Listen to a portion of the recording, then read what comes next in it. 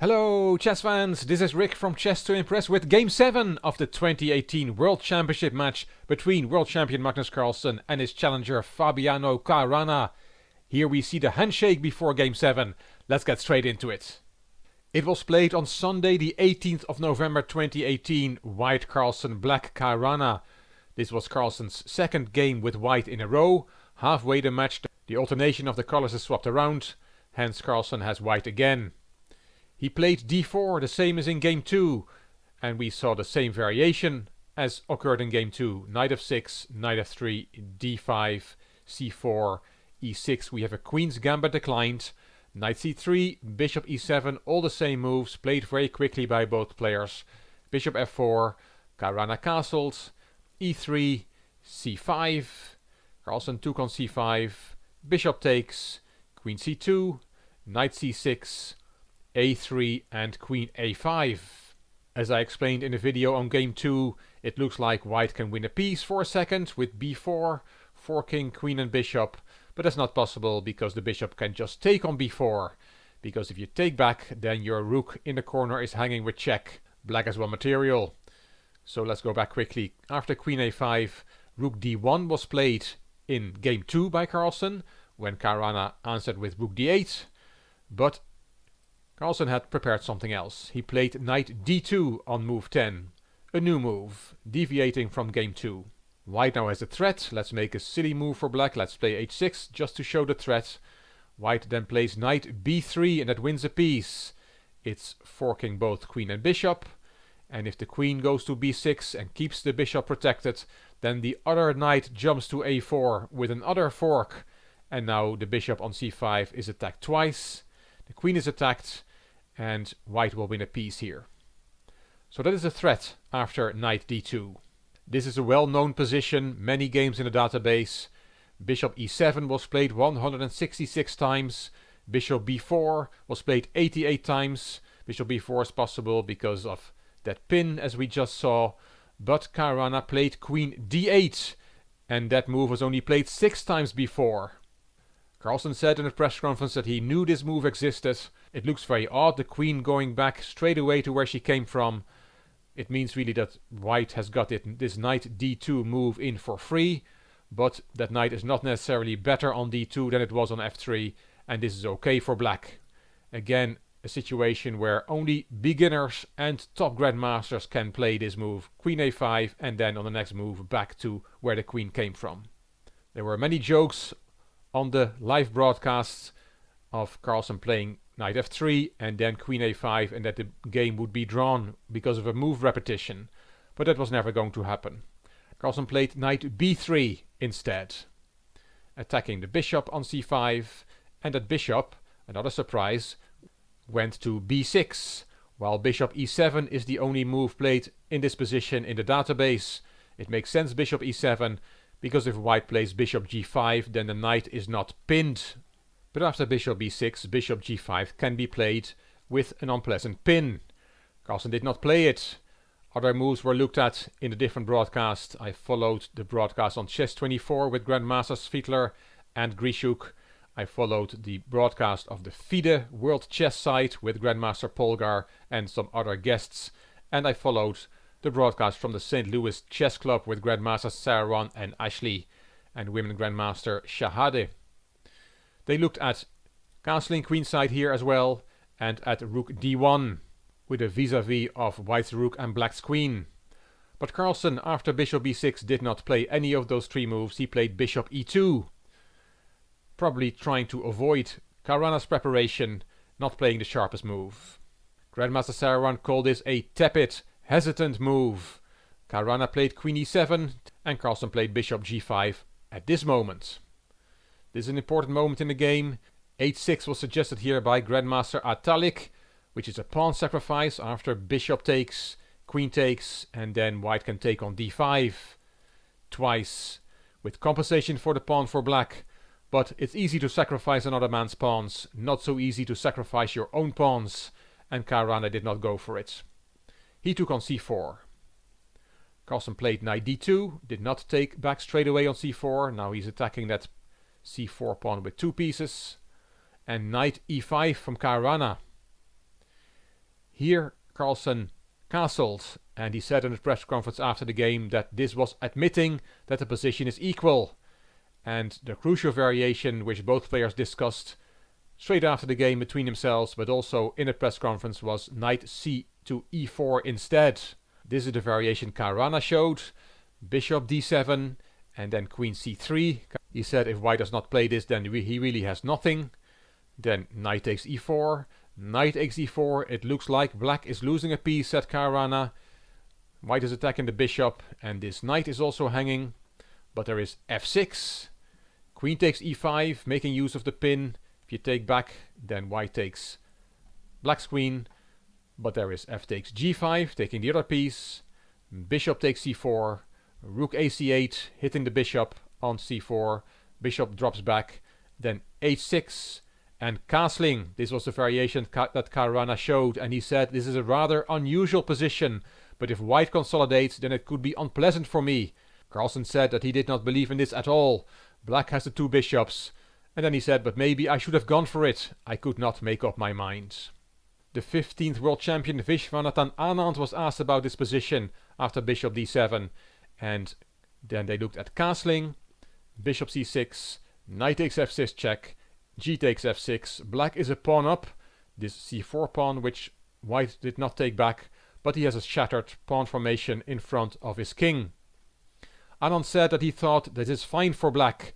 Unless white can swing over a major piece to the king side, black is okay, even with his compromised pawn structure. In fact, Anand said that after knight ce4, black can also play bishop a5. If white then castles, then he can play b5. Said Anand, black will not get mated anytime soon, so it could be an idea to hang on to the extra pawn. Interesting variation from Anand. Carlsen said in a press conference that instead of knight c to e4, he had considered f4, which he called interesting but probably nonsensical. In the end, none of those moves came on the board. As mentioned, Carlsen castled on move 15 and admitted that this position was equal. Bishop d7 from Caruana. He wants to develop his bishop and connect his rooks. Carlsen played bishop f4. Grandmaster Svidler said, this makes me sad. Carlsen is avoiding any complications. Now Grandmaster Svidler and Grishuk looked at knight d3. And then you should not take that knight. C takes, queen takes. This is not what white wants. Black has the bishop pair and has a slightly better position. But after knight d3 you can play bishop g3. And this variation came on the analysis board. Rook ac8, knight takes, rook takes, and then the knight is unprotected. Rook fc8 and bishop f3. This is nice for white. That's probably why Caruana after bishop f4 did not play knight d3 but played knight g6. Attacking the bishop, bishop dropped back, and bishop c6. That's now a beautiful bishop. Transferring it from c8 to c6 has improved that bishop a lot. Knight takes c4, white still had to take his pawn back. Attacking the bishop on b6, that bishop dropped back to c7. Grandmaster Ashley explained this position is completely even. There's no imbalance in the position anywhere. There's no tension anywhere. The pawn structure is symmetrical. All pieces are on good squares. The game went on. Rook fd1, rook fd8, both rooks on the open file. One pair of rooks was swapped, and another pair of rooks was swapped. 10 points off the board, a rook being worth 5 pawns. Knight d5, queen d4, and more pieces were hoovered off. Knight takes, queen takes, bishop takes, h takes, and now suddenly we have an imbalance in the position, but only a tiny one. The pawn structure is no longer symmetrical.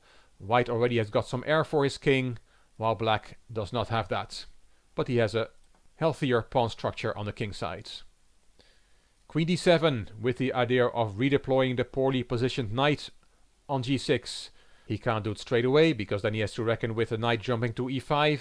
That's a very nice square for the knight. Bishop d3 from Carlsen. Caruana said afterwards that he had underestimated the danger in this endgame and had played a bit carelessly. Here's a nice variation what he can do here. That's how equal the position is. He can play bishop e4. A crazy move, but if white takes the bishop, then it's a draw straight away because of a perpetual check. Like this. Very nice. Bishop e4 is possible, but Caruana played b6. f3, bishop b7, and Carlsen decided to take on g6. H takes and play e4 to blunt the bishop on b7. Carlsen said afterwards that he wanted to outplay his opponent with knight against bishop in this ending. Queen c7 from Caruana, hitting the pawn on g3. Another idea is to play b5 here. And e5 from Carlsen. And now white has a funny variation. He could have played queen d2 instead, giving up that knight on c4. Because then white has this perpetual check and the game ends in a draw. But Carlsen played e5. Queen c5 check, chasing the king away from the center. Because king f1 is not possible because of bishop a6 with a very unpleasant pin. This is very good for black. So the king went to h2, bishop a6 anyway, and now knight d6. And as Judith Polgar explains, this would be very dangerous for black, but Caruana can swap the queens, ruining white's pawn structure on the queen side, which keeps the balance in the position. And that's what Caruana did. He took on c3, and after b takes, these pawns are weak. f6, f4, to make sure there's always a pawn on e5 to protect the knight. King f8, king g1, king e7, and king f2. The English Grandmaster David Howell explained here that the bishop is nicely positioned on a6, stopping the knight jumping to c8 to win the a7 pawn. The bishop is covering the c8 square. He also explained that black should not take on e5 too quickly, as that would give the white king an entry route to the king side through f4. Caruana played king d7, king e3, and bishop f1, attacking the g2 pawn. Now white can go to f3 to protect the pawn, but then black can take on e5, f takes, and king c6, knight e8 and king d5, and this is also equal. In fact, this looks somewhat unpleasant for white. So after bishop f1, Carlsen did not go to f3, he went to f2. Caruana played the bishop back to a6, king e3, and we got a move repetition.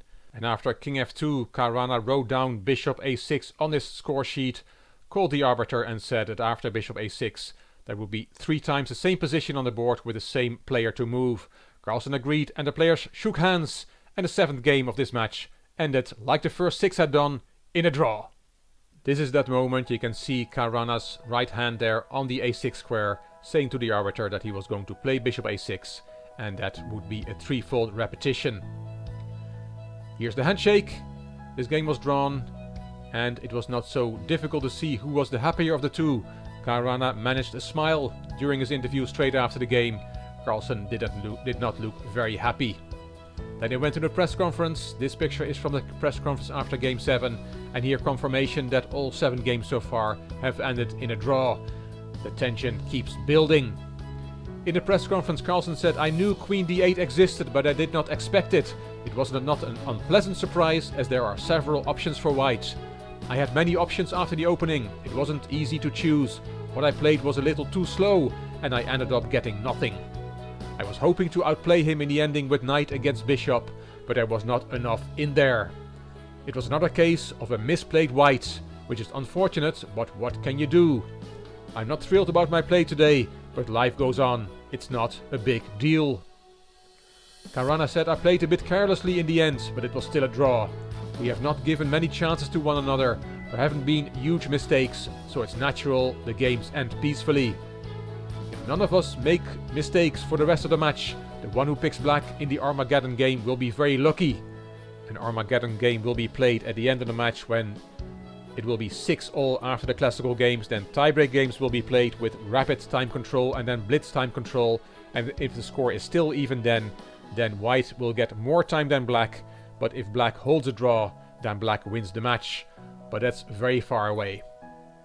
He's also said, "If I get a chance, I will try to take it, but I will not go crazy." Game 8 will be played on Monday the 19th of November, and I will be here after the game to tell you what happened. If you enjoyed this video, please give it a thumbs up, please subscribe to the Chess to Impress channel, and please leave a comment. If you like the video, it would be great if you could share it on social media by clicking the share button on YouTube. This is Rick for Chess to Impress. Thank you for watching.